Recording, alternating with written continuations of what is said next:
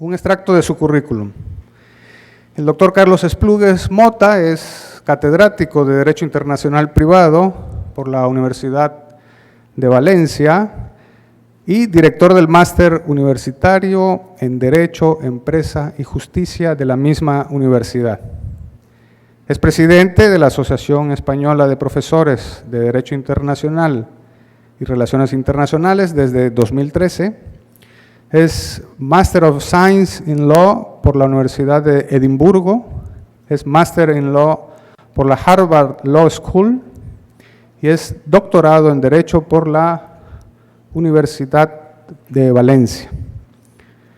Es autor de 4 monografías como autor único y cuenta con cerca de 400 capítulos de libro en obras editadas tanto en España como en el extranjero, en editoriales de primera línea, así como más de 120 artículos en revistas nacionales y extranjeras. Es investigador principal y miembro de 36 proyectos de investigación, de los que 14 son europeos e internacionales. Ha impartido centenares de conferencias en foros nacionales e internacionales, invitado a participar de forma regular como profesor en universidades e instituciones de primer nivel de Europa, América y Asia. Es miembro de distintas comisiones legislativas nacionales e internacionales. Ha dirigido más de 11 tesis doctorales, ha sido becario Fulbright, becario del Departamento Alemán de Investigación, etc.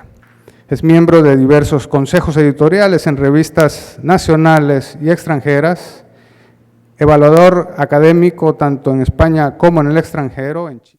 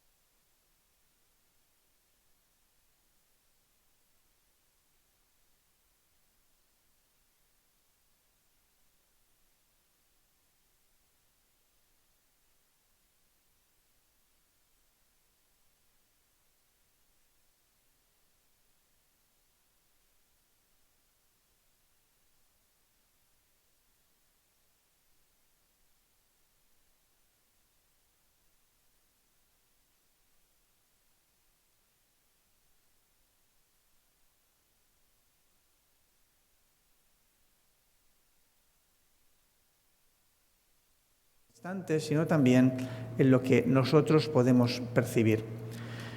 Y desde fuera podemos percibir que se están produciendo cambios muy importantes, de los que ustedes como operadores jurídicos futuros y todos aquellos miembros de la judicatura y de la profesión jurídica que están presentes hoy aquí, también deben de ser conscientes. Se están produciendo cambios que afectan directamente a la forma de ejercer, y estamos en una escuela de Derecho, la abogacía en nuestra realidad. Nosotros hemos estado viviendo, y el doctor Javier hablaba de mi visita a la UNAM en el año 1986, hace una enormidad de años. 30, ni más ni menos.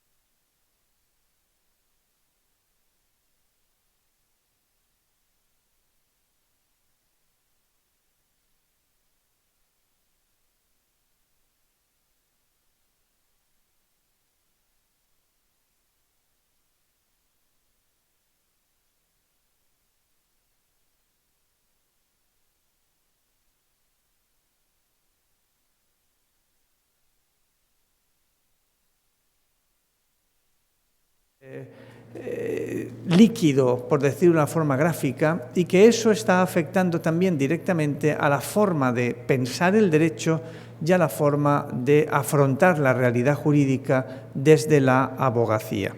Y en ese sentido, la resolución de litigios civiles se diferencia mucho, pero no se diferencia tanto de la resolución de conflictos penales. Es más, de alguna manera en un ámbito, el de los conflictos penales, se está produciendo un camino, el recorrido de un camino del que de alguna manera se está ya de vuelta cuando nos enfrentamos o confrontamos la resolución de conflictos civiles. Yo tenía dos opciones esta noche: hablarles de arbitraje comercial internacional.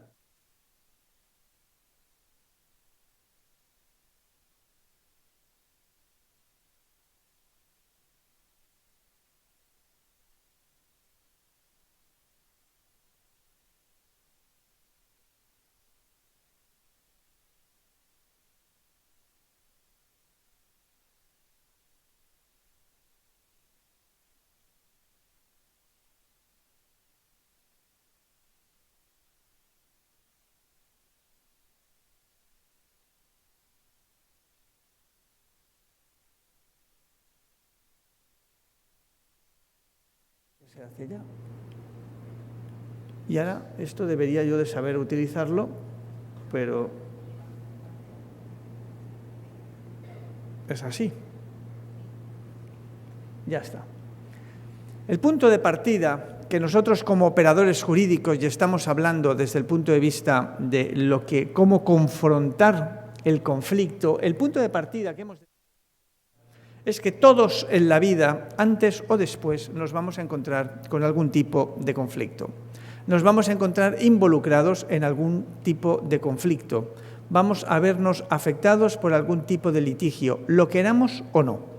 Si estamos ante un litigio estrictamente interno, vinculado solo con un ordenamiento jurídico, seremos más o menos felices porque tendremos más o menos dificultad a la hora de resolverlo. Si nosotros lo que estamos confrontando son litigios con elementos de internacionalidad, litigios, por ejemplo, comerciales internacionales, el grado de dificultad va a crecer de manera exponencial. Porque las relaciones internacionales son cada vez más complejas, son cada vez más complicadas, son cada vez más variables y además son cada vez más difíciles de resolver.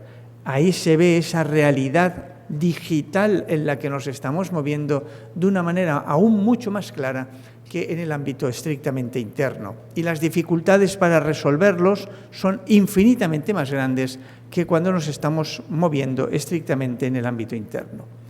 Nosotros hemos, por lo tanto, de asumir o de afrontar como punto de partida una premisa que es innegable, y es que el litigio siempre en algún momento va a surgir, va a aparecer. Y que nosotros tenemos dos posibilidades de confrontar a la hora de confrontar esos litigios.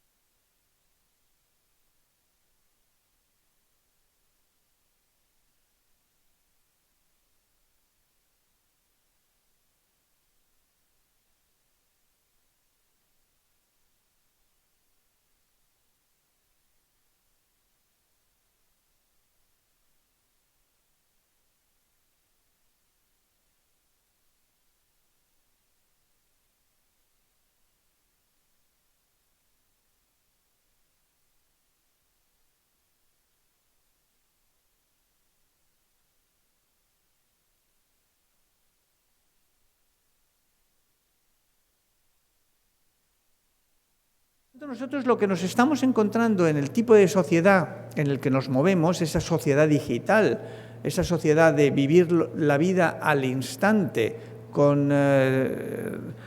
retransmitida en directo, como les decía la doctora Barona antes, da lugar a un aumento exponencial en el número de casos planteados ante los tribunales estatales. Un mayor grado de litigiosidad da lugar a un mayor grado de causas penales, de causas ante los tribunales. Causas civiles en la mayoría de los casos, causas penales en muchos casos. Este incremento exponencial del número de litigios suscitados ante los tribunales estatales da lugar a una serie de dificultades importantes que van a afectar a la percepción que el ciudadano tiene del servicio tribunales estatales, del servicio de justicia estatal. De esa forma, ese incremento constante en el número de casos ante los tribunales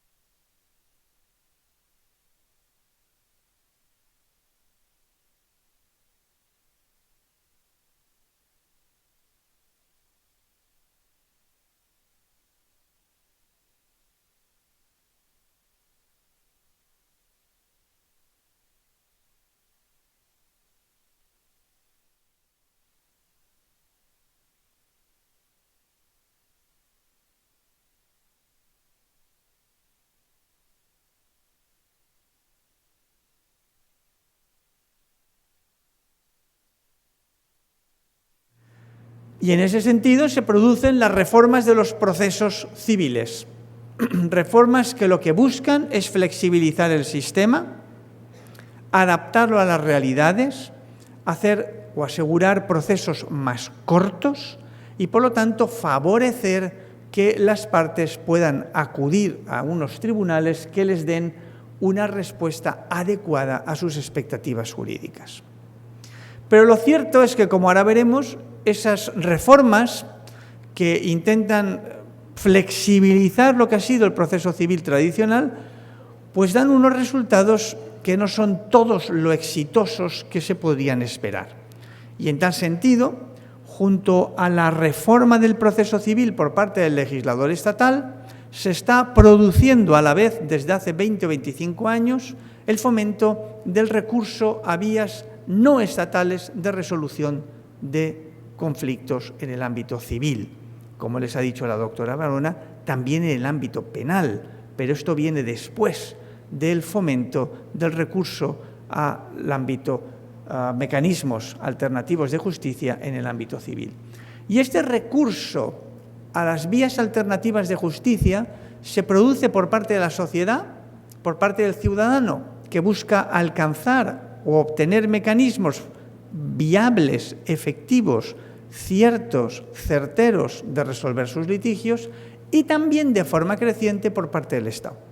El Estado es el primero que en las últimas décadas, en los últimos 15 años, está diciendo al ciudadano: hombre, sería interesante que llevases tu caso no a los tribunales estatales, sino pues al arbitraje, pues a la mediación, pues a una conciliación o a una negociación. ¿Por qué? Pues porque vas a tener una respuesta mucho más efectiva y al menos explóralo, porque no va a ser negativo para ti. Dentro de esos mecanismos, nosotros nos encontramos con el arbitraje, nos encontramos con la negociación, nos encontramos con la mediación y nos encontramos también con la conciliación. Dentro de esa radiografía de la figura de la justicia que hizo la Unión Europea en el año 2012, se analiza una serie de razones por el que las partes desconfían de la justicia estatal. Y si nosotros vemos las respuestas, pues dicen, en primer lugar, que no me gusta la justicia estatal porque es muy cara. Un 45% de la gente dice: es que acudir a los tribunales estatales es algo muy caro. Yo estoy invirtiendo 11.900 euros para que me devuelvan 28.000. Esto es, si gano, voy a recoger tan solo 17.000. Y si pierdo, voy a perder cerca de 40.000. Eso es muy peligroso. Además, el proceso es un proceso demasiado largo, dice un 27%.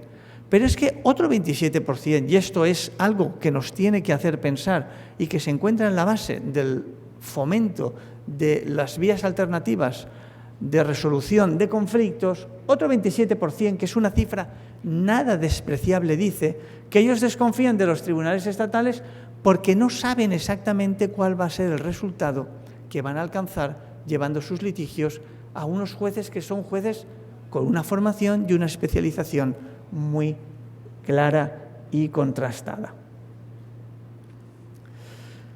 Luego, este es el entorno en el que nosotros nos movemos en este momento, una sociedad cada vez más conflictiva y conflictivizada, en la que coexisten una serie de mensajes contradictorios. El Estado lo quiere controlar todo, pero a la vez sabe que no lo puede controlar todo.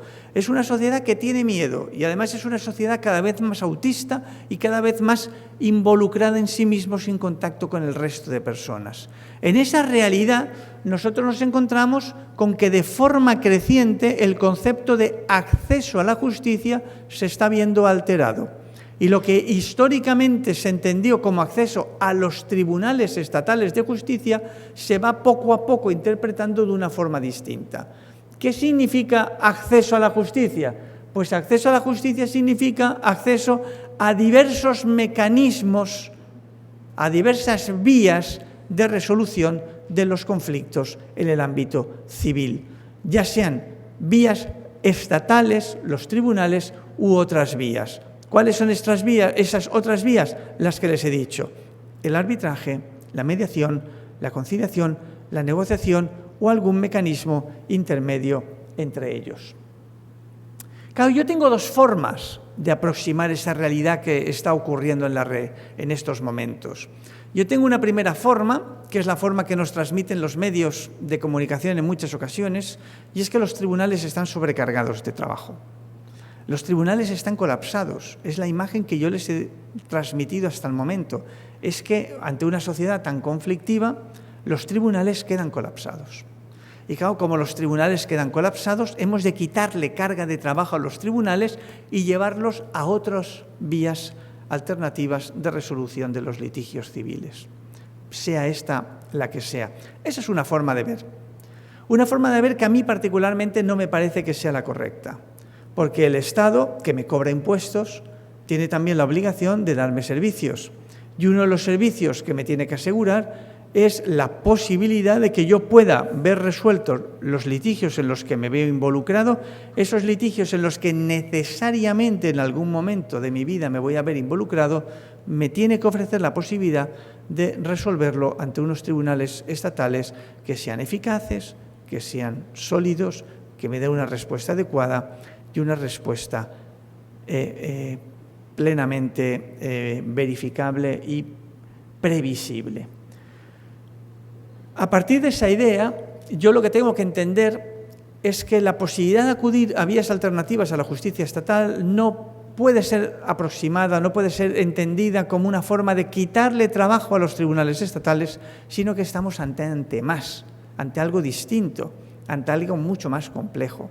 Yo no puedo entender la noción de acceso a la justicia o reinterpretar la noción de acceso a la justicia a través de una premisa tan pedestre como la de que es que estos señores tienen mucho trabajo, vamos a quitarles carga de trabajo. No, señor. Yo lo que tengo que entender es que desde mi idea, desde mi derecho a tener derechos, desde mi derecho a ejercer mi libertad individual, a mí se me tiene que permitir la posibilidad de resolver las disputas en las que me veo involucrado, acudiendo a aquellos mecanismos en condiciones de igualdad a los que yo, de acuerdo con las circunstancias concretas del caso, quiera acudir. Por lo tanto, no es un problema de carga de trabajo de los tribunales, que también. Básicamente es un problema de ejercicio de la libertad individual, de poder resolver los litigios de la forma en que yo lo estime conveniente. Lógicamente, esto es una idea que yo les transmito de una forma muy simple, porque detrás existen toda una serie de problemas muy importantes y de cuestiones filosóficas y políticas muy importantes, porque lo que está ocurriendo al final, si el Estado admite esto, es que está produciéndose una reinterpretación del ejercicio del poder ejecutivo y judicial, de la capacidad de juzgar y hacer ejecutar los juzgados por parte de los tribunales estatales. Y por lo tanto también se está produciendo una reinterpretación de la idea de soberanía estatal, de soberanía del Estado a la hora de resolver los litigios en los que se ven involucrados sus ciudadanos. Y eso implica el establecimiento, como ahora luego veremos, de un conjunto de controles, de pesas y controles para que ese ejercicio sea correctamente llevado a la práctica.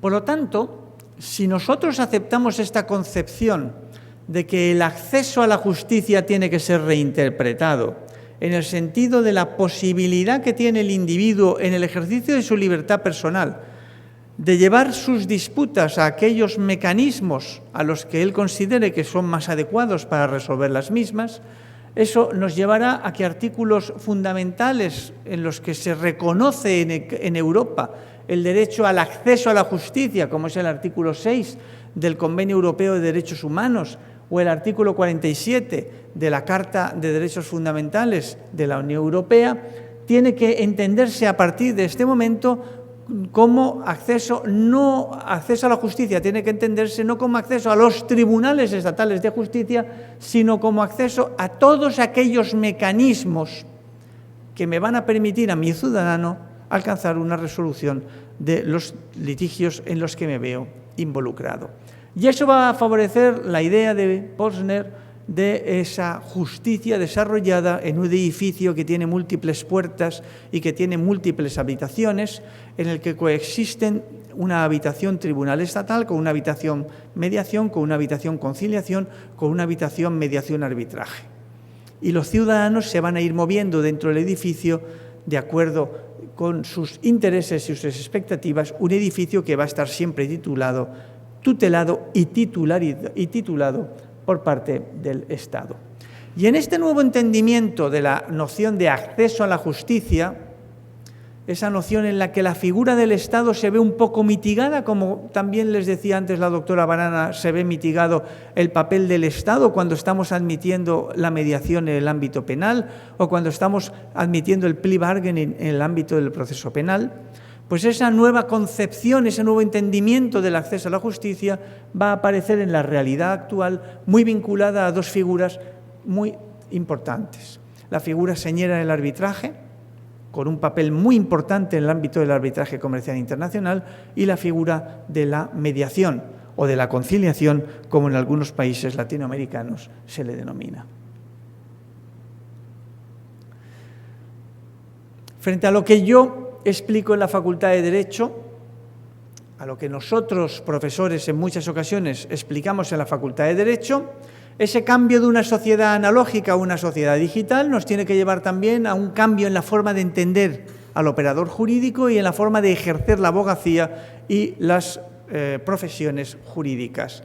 La vía de los tribunales estatales sigue siendo una vía muy importante, sigue siendo en muchas ocasiones la vía de resolver los litigios, pero junto a esa vía de los tribunales estatales, esa posibilidad de acudir a los tribunales estatales para resolver los litigios en el ámbito civil, tienen que surgir y tenemos que enseñar a nuestros alumnos, y nuestros alumnos tienen que ser conscientes de que existen y de que además existen en condiciones de igualdad, tienen que darnos cuenta que junto al recurso a los tribunales estatales se abre la posibilidad del arbitraje, se abre la posibilidad de la conciliación, se abre la posibilidad de la mediación o se abre la posibilidad de la negociación.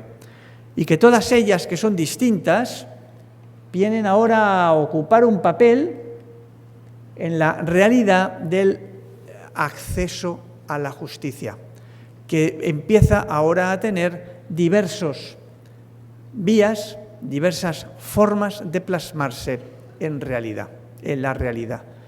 Frente al automatismo de yo tengo un litigio, voy a los tribunales estatales, yo ahora, en condiciones de igualdad y en ejercicio de mi libertad personal, voy a tener que diagnosticar con el asesoramiento de un operador jurídico, generalmente un abogado, si lo que me interesa es acudir a los tribunales estatales, si lo que me interesa es acudir al arbitraje, si lo que me interesa es acudir a mediación, si lo que me interesa es acudir a negociación o acudir a un mecanismo conjunto de algunos de ellos. A partir de una idea muy clara. Y la idea es que no existe un mecanismo mejor que otro, sino que lo que existen son situaciones, son casos, son realidades, y que con base en el diagnóstico de esos casos, de esas realidades, de esas circunstancias en cada caso concreto, yo tengo que elegir cuál es el mecanismo que voy a utilizar para resolver mi disputa. Por lo tanto, frente al recurso al papá Estado al que tanto criticamos, frente al recurso a que yo siempre voy a acudir a unos tribunales a los que no dudo en calificar como lentos, ineficaces, colapsados, yo voy a tener que salir a la calle, voy a tener que ejercer mi libertad, algo a lo que no siempre la gente está dispuesta a realizar, y a elegir, de acuerdo con las circunstancias concretas de un caso, y tras diagnosticar cuáles son los intereses, el litigio en ese caso y cuáles son mis expectativas, decidir para este caso concreto qué es lo que más me conviene. Si llevarlo a los tribunales estatales, llevarlo a la negociación, llevar la mediación y luego a los tribunales estatales si falla la mediación, o sencillamente no hacer nada. Porque hay casos en los que al final lo que vale la pena es no hacer nada. Y eso, como ahora veremos, es lo que ocurre en algunos países de Europa. Esta, por lo tanto, sería la realidad nueva del derecho. Yo conscientemente he de diagnosticar la situación y de acuerdo con ese diagnóstico, decidir cuál es la vía en condiciones de igualdad que voy a utilizar para resolver el problema en el que me veo involucrado. En este papel, insisto, en esta nueva realidad del concepto de acceso a la justicia, la mediación y el arbitraje, pero de forma creciente la mediación, porque en el arbitraje, y eso es algo de los que también les podía haber hablado esta noche, se están reproduciendo de forma creciente todos esos problemas que históricamente se han referido de los tribunales estatales, la lentitud, las actuaciones torticeras, el excesivo costo, el exceso de recursos, eso que ocurría en el ámbito procesal de los tribunales estatales y que llevó a que acudiésemos al arbitraje, ahora eso se está empezando a producir también en el ámbito arbitral. Y eso es lo que está llevando a que en los últimos tiempos precisamente esos mecanismos de ADR se vean cada vez más focalizados en lo que podríamos llamar que es la estrella emergente en el firmamento de las ADR, de la Alternative Dispute Resolution, que es la mediación. La mediación y el arbitraje, pero sobre todo la mediación como esos mecanismos que vamos a tener que contemplar cuando se nos plantea ante nosotros una disputa de carácter civil y decidir si vamos a acudir a los tribunales estatales o vamos a explorar alguna de estas nuevas vías de resolución de estos litigios. Pero yo les estoy diciendo, de alguna manera, un discurso que tiene mucho que ver con la realidad, pero que no tiene todo lo que debería de tener que ver con la realidad. Porque si nosotros analizamos la realidad europea, y estoy convencido que si analizamos la realidad mexicana, algo así va a pasar, lo que nos encontramos es que el recurso a las ADRs, que los profesores de universidad entendemos, como les estoy diciendo ahora, que ya no es alternativo a la justicia estatal, sino que son elementos consustanciales dentro del propio sistema estatal de justicia y que por lo tanto son complementarios a la justicia estatal, se convierten más en una posibilidad que una realidad. Y que el mecanismo, el acceso a estos mecanismos de justicia alternativa a los tribunales estatales de justicia sigue siendo algo más teórico que real. Es cierto que la gente, como había un anuncio en España que decía a usted no le gusta el agua tónica porque no la ha probado, cuanto más le pruebe más le gustará, la gente que utiliza los mecanismos ADR les gustan y repiten porque alcanzan soluciones adecuadas a sus expectativas jurídicas. Pero lo cierto es que por lo que sea, por las tradiciones jurídicas, por la falta de conocimiento, por el miedo, por los costes, por la actitud de una serie de abogados que entienden que la mediación me van a hacer perder dinero, que esto es algo nuevo y que por lo tanto me da miedo. Lo cierto es que por esa conjunción de factores, a fecha de hoy, al menos en Europa, ni la mediación ni las ADR en general tienen el volumen de implementación en la práctica que sus bondades justificarían. Nosotros nos encontramos, en concreto en relación con la mediación, con que tenemos un sistema que es flexible y que es fácilmente adaptable a las necesidades de las partes, con vistas a solucionar sus litigios, favoreciendo además algo que no se encuentra cuando acude a los tribunales estatales, que es la continuidad en el ámbito, por ejemplo, de las actividades comerciales, de las relaciones comerciales, o cuando estamos hablando del derecho de familia, de las relaciones familiares. Pero esas ventajas, sistema flexible, fácilmente adaptable a las partes, que favorece la continuidad, que además es rápido, es económico, no se plasma a fecha de hoy en una utilización sistemática en los distintos países de la Unión Europea. Hay países donde se utiliza, léase Holanda, léase el Reino Unido, pero otros muchos en el que la utilización del recurso o el recurso a las ADRs sigue siendo muy reducido. Por ejemplo, en España, Las estadísticas del Consejo General del Poder Judicial del año 2015 hablaban de 3.850.000 nuevos casos ante los tribunales de justicia y de 780 mediaciones intrajudiciales. Eso es una birria, eso no tiene ningún sentido. Por tanto, nos encontramos con un producto que es maravilloso, que todos entendemos que es maravilloso y que todos deberíamos de usarlo más, y que, sin embargo, por las razones que sean, se utiliza muy poco. En ese cuadro que no ha llegado a leerse porque se ha quedado bloqueado debido a que yo utilizo PC y estamos utilizando Macintosh, habría unas nuevas citas, unas nuevas cifras de la Unión Europea en el que nos dirían que en el ámbito de los litigios comerciales en el seno de la Unión Europea, la mediación se utiliza de un 0,5 a un 2%. Eso es nada. Y cuando estamos hablando de litigios internacionales, de litigios comerciales internacionales, la mediación se utiliza en un 0,05% de los casos planteados. Y lo que es peor, un 25% de los litigios se dejan sin resolver porque como van a ser tan costosos y tampoco sé lo que voy a conseguir, vale la pena que lo ponga en la cuenta de resultados como pérdida y me deje de historias extrañas. Ante esta situación, lo que la Unión Europea quiere es favorecer al máximo el recurso a la mediación. Y en ese sentido, dicta una directiva, que es la Directiva 2008/52/CE, que es un texto que no tiene eficacia directa en los países de la Unión, sino que se tiene en cada país que dictar una ley al amparo de esa directiva, que recoja lo que esa directiva dice, para de esa manera armonizar el derecho en todos los países de la Unión Europea. Lo que hace esta directiva es establecer un marco mínimo, un marco común mínimo para todos los países de la Unión Europea en el ámbito de la resolución, del uso de la mediación en la resolución de conflictos civiles en el seno de la Unión.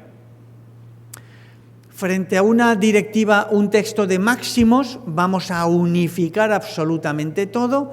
La Unión Europea lo que quiere es un texto de mínimos, un texto en el que se establezca principios muy genéricos, muy sencillos, que permitan una armonización en el futuro de las normativas de los distintos países de la Unión, que van a pasar a incorporar un mínimo común denominador.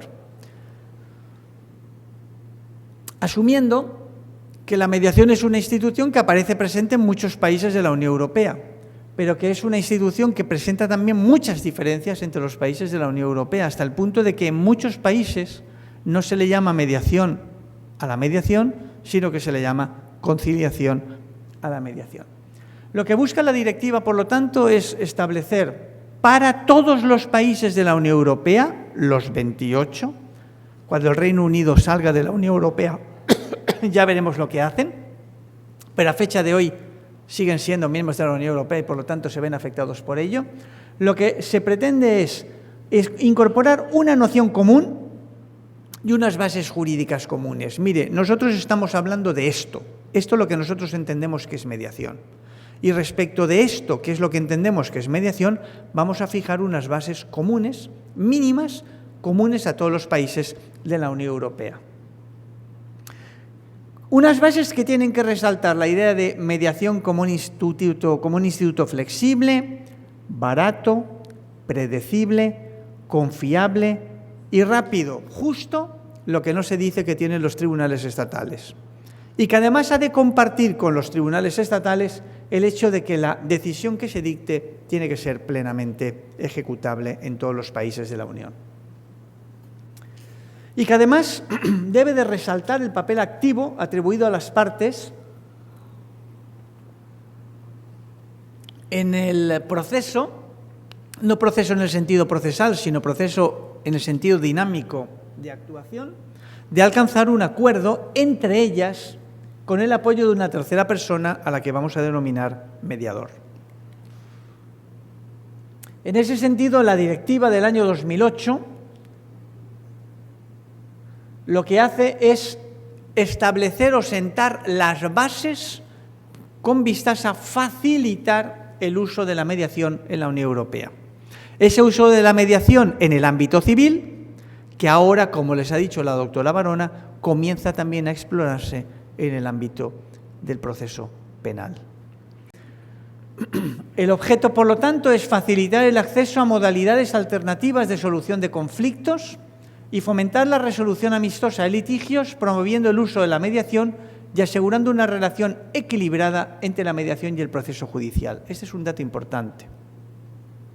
Yo les he dicho antes que existe una tendencia a entender que yo voy a derivar asuntos a la mediación, a la conciliación o al arbitraje porque los tribunales de justicia están colapsados. Existe además un discurso adicional. Yo derivo a la mediación, a la negociación, al arbitraje porque los tribunales están colapsados y yo, Estado, no quiero invertir o no puedo invertir o no tengo suficiente plata para invertir en los tribunales de justicia. Lo que nos está diciendo la mediación, lo que nos está diciendo la Unión Europea a través de esta directiva es que a mí me parece fenomenal la mediación, pero que entre la mediación y el proceso judicial tiene que haber una relación de equilibrio. Esto es, yo, ciudadano, en el ejercicio de mi libertad, tengo que poder acudir a los tribunales y a la mediación en condiciones de igualdad. La mediación no es ni una alternativa a los tribunales porque yo no esté invirtiendo en ellos, ni la mediación tampoco es una justicia de segunda categoría a la que voy a mandar a la gente con escasos recursos económicos. La mediación, como el arbitraje y la conciliación y la negociación, tiene que estar en condiciones de igualdad y mi elección de acudir a una de estas 5 vías o a una combinación de ellas tiene que ser una elección que no esté viciada por la falta de inversión pública en el sistema público de tribunales de justicia. A partir de ahí, la directiva se refiere a los litigios transfronterizos, esto es, a los litigios que presentan una vinculación con 2 o más países de la Unión Europea, aunque en la práctica se permite, y es lo que ha ocurrido cada vez más, la posibilidad de que las soluciones que incorpora la directiva sean traspuestas por los distintos ordenamientos jurídicos de los distintos países de la Unión para hacer frente también a las situaciones estrictamente internas. Una de las ideas más importantes, como les he dicho, o uno de los objetivos más importantes y una de las ideas sobre las que descansa la directiva del año 2008 es en la búsqueda de una armonización de la noción de conciliación y de mediación, que son términos que no son exactamente iguales, aunque podemos utilizar de forma intercambiable. Y cuando digo que no son exactamente iguales de partida, es porque el papel jugado por el conciliador y el papel jugado con el mediador varía. El mediador tiene una actitud mucho más de bambalinas, por decirlo de alguna manera, mientras que el conciliador tiene una actitud más activa hasta el punto de que puede llegar a proponer a las partes algún tipo de acuerdo. Vale, muchas gracias. La ley modelo de la Comisión de Naciones Unidas para el Derecho Mercantil Internacional del año 2002 utilizaba el término conciliación, pero utilizaba el término conciliación como equivalente a mediación. Esos matices de la posición en que se encuentra el mediador y el conciliador a Naciones Unidas no le interesaron. Y la Unión Europea tiene un interés muy claro en dejar nítidamente establecida una noción de lo que se entiende por mediación. Y en tal sentido, a ver si fuera, la noción de mediación que incorpora es la de entender la figura como el procedimiento estructurado, sea cual sea su nombre o denominación, en el que dos o más partes, en un litigio intentan voluntariamente alcanzar por sí mismas un acuerdo sobre la resolución de su litigio con la ayuda de un mediador. Son ellas, con la ayuda de un mediador, quienes van a alcanzar la solución a su litigio. Y el mediador lo que va a hacer es acercarlas, darles la posibilidad de que se acerquen. No les va a proponer propuesta alguna, como sí que puede hacer el conciliador. A partir de esta noción de mediación, el legislador comunitario, y voy con esto acabando, incorpora una serie de principios. Y el principio primero es, mire usted, yo mediador, yo directiva del año 2008, regulo las litigios transfronterizos. Pero a mí me parece que es la oportunidad ideal de regular también los litigios estrictamente internos. Si yo no tengo mediación interna, no voy a tener mediación transfronteriza. Por lo tanto, se opta por lo que se denomina una posición monista. Y la mayoría de las legislaciones que han emanado de esta directiva del año 2008 regulan a la vez la mediación interna y la mediación internacional. La ley española sí lo hace, por ejemplo. La mediación descansa sobre el papel jugado por los mediadores. Si yo tengo mediadores de calidad, tendré gente que recurra a la mediación. Si yo tengo mediadores que no son de calidad, que no conocen sus funciones o que sencillamente no cumplen satisfactoriamente sus funciones, la figura de la mediación no tendrá ningún mañana en ningún país. Por lo tanto, la directiva lo que establece es concretar mecanismos de formación que aseguren la calidad de los mediadores a través, por ejemplo, del establecimiento de códigos de conducta y de reglas comunes de formación de los mediadores en los distintos países de la Unión. Y a partir de ahí establece unos principios que son muy sencillos. Ya les he dicho que lo que establece la directiva es un mínimo común denominador a partir del cual cada Estado puede hacer lo que quiera. Por lo tanto, en primer lugar, lo que dice es: yo admito la mediación, yo regulo la mediación, tanto extrajudicial como intrajudicial. Yo admito la posibilidad de que la mediación, que es una figura basada en la voluntariedad, sin embargo, sea considerada obligatoria en algunos ámbitos. Italia con carácter general, Francia, por ejemplo, en materia de consumo. Y yo exijo, como principio esencial sobre el que se asienta la mediación, que ésta sea confidencial.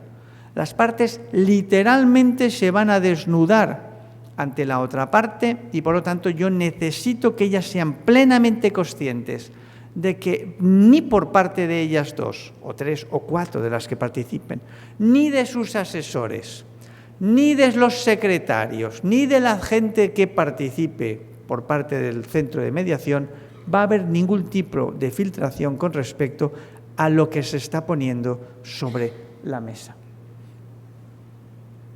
Otro principio muy importante es que la decisión que se adopte tiene que ser una decisión que sea plenamente ejecutiva. Como usted quiera, directamente ejecutiva, como ocurre con el Código de Procedimiento Civil de Portugal, o a través de una homologación por parte de un notario o de un juez, lo que usted quiera. Pero usted tiene que asegurar que ese acuerdo al que las partes llegan tras un procedimiento de mediación va a ser plenamente ejecutivo en todos los países de la Unión Europea.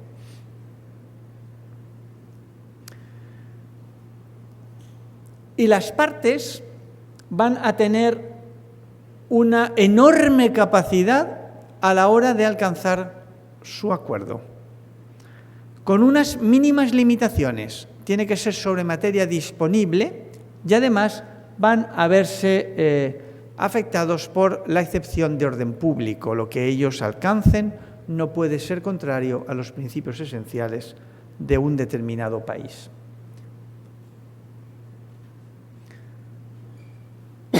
El inicio de la mediación va a paralizar los plazos de caducidad o prescripción y se va a exigir una amplia información al público sobre cómo acceder a la mediación. Este es el resultado final del proceso. Esto es la directiva del año 2008, que ha tenido un efecto muy positivo en Europa, en la medida en que ha puesto la figura de la mediación en la agenda de los distintos legisladores, aunque el resultado final no ha sido todo lo positivo que nosotros hubiéramos querido. Se ha logrado un marco legal mínimo, sí, pero que no es tan común como hubiéramos deseado. Y en ese sentido, el efecto o el gráfico de la realidad de la mediación en estos momentos en Europa no sería todo lo unitario que nosotros querríamos, sino que sería más parecido a una situación como esta.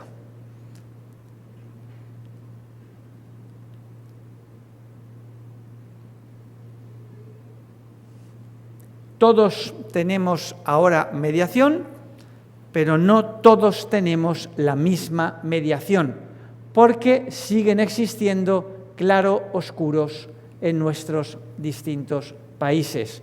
Siguen existiendo muchos ámbitos que no han sido objeto de mediación, que no han sido objeto de una regulación armónica, que no han, por razones distintas, bien de tradición cultural, bien de ligereza por parte del legislador nacional al abordar la regulación, la transposición de la directiva, bien por presiones de distintos colectivos sociales, no se han llegado a alcanzar exactamente las mismas soluciones en los distintos países de Europa. ¿Estamos ante un fracaso? Bueno, según se vea, podemos mirar el vaso medio lleno y podemos mirar el vaso medio vacío. Hace 10 años nosotros teníamos un artículo del Código Civil sobre el contrato de mediación, pero no teníamos la figura de mediación en la práctica. Ahora la realidad de la mediación sigue siendo limitada, pero lo cierto es que todos sabemos qué es la mediación. Hay un volumen importante de gente que quiere ser mediador y que la figura, como digo, está en la agenda legislativa de muchos países. Si lo miramos desde un punto de vaso medio lleno, medio vacío, podemos entender que quizás se podría haber alcanzado más de lo que efectivamente se ha alcanzado. Lo cierto es que la Unión Europea en estos momentos está planteando volver a modificar la directiva para profundizar en el ámbito del recurso a mecanismos alternos de justicia, alternos a la justicia estatal, y que es una figura que ha llegado para quedarse, no se va a ir.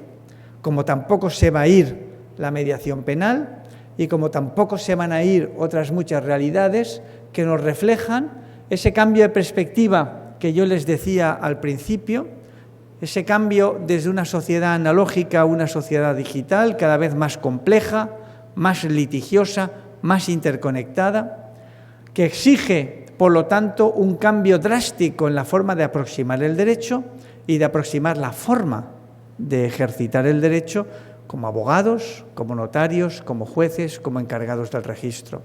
Estamos ante una nueva realidad que muchos, como todas las nuevas realidades, pueden entender como un peligro, como una amenaza, y que, sin embargo, yo, que no soy especialmente optimista, pues en este caso concreto les tengo que decir que es una enorme posibilidad que tenemos ante nosotros y que es un enorme horizonte que se nos plantea ante nosotros de entender lo que significa justicia y lo que significa la justicia para el ciudadano en este mundo del siglo XXI que acaba de comenzar. Muchas gracias a todos y quedo a su disposición.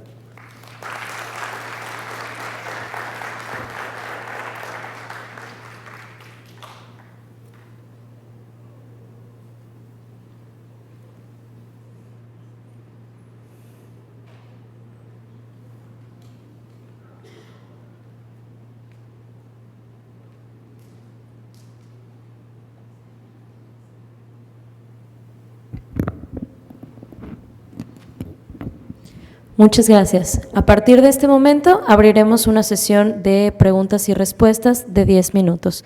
El que guste hacerle una pregunta al ponente, a favor de levantar la mano para que le puedan hacer llegar el micrófono.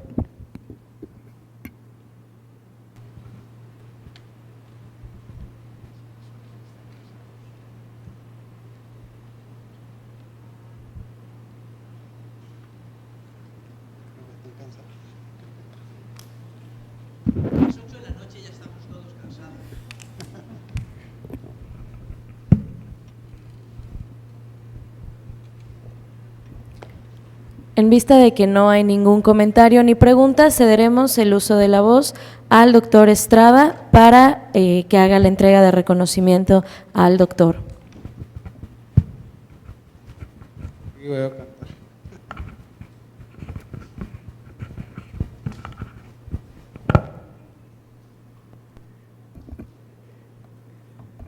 Bueno, pues efectivamente ya creo que ya estamos todos cansados ya por la hora y la tensión un poco también. Quisiera yo ya concluir agradeciéndole al doctor Carlos Esplugues Mota, porque ha hecho un planteamiento realmente que no se había visto de esta forma. Algunos de los elementos que nos ha hecho en esta magnífica presentación acerca de la mediación.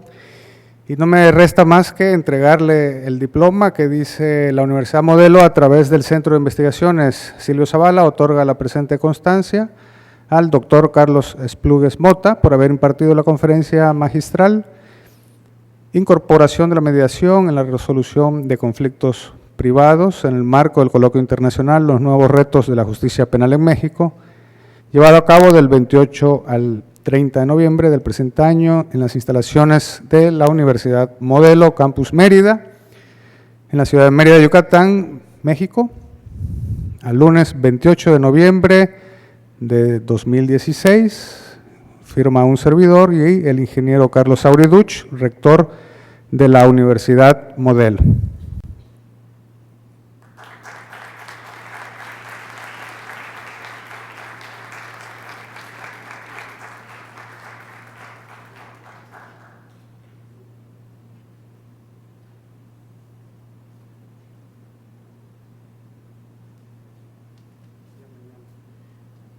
Y bueno, nos vemos mañana, ¿no? A las 5 de la tarde en punto. Agradeceré que sean puntuales para que comencemos de alguna manera en punto y podamos ir avanzando lo más rápido posible. Mañana estarán presentes en la primera mesa a las 17 horas, una mesa panel, nuevos paradigmas en el proceso penal, con la participación del maestro Luis David Coaña Abed, profesor de la Universidad Autónoma de Yucatán y del INACIPE, el magistrado doctor Jorge Rivero Evia, Tribunal Superior de Justicia de Yucatán, y posteriormente a las 6 de la tarde o un poco antes, dependiendo de los avances de la mesa, la siguiente mesa sobre tutela judicial y proceso penal, en la cual participarán, además de un servidor, el doctor Luis Felipe Esperón Villanueva, magistrado del Tribunal Superior de Justicia, y el doctor Rubén Sánchez Gil de la Facultad de Derecho de la UADY. Nos vemos mañana, buenas noches, que descansen. Gracias.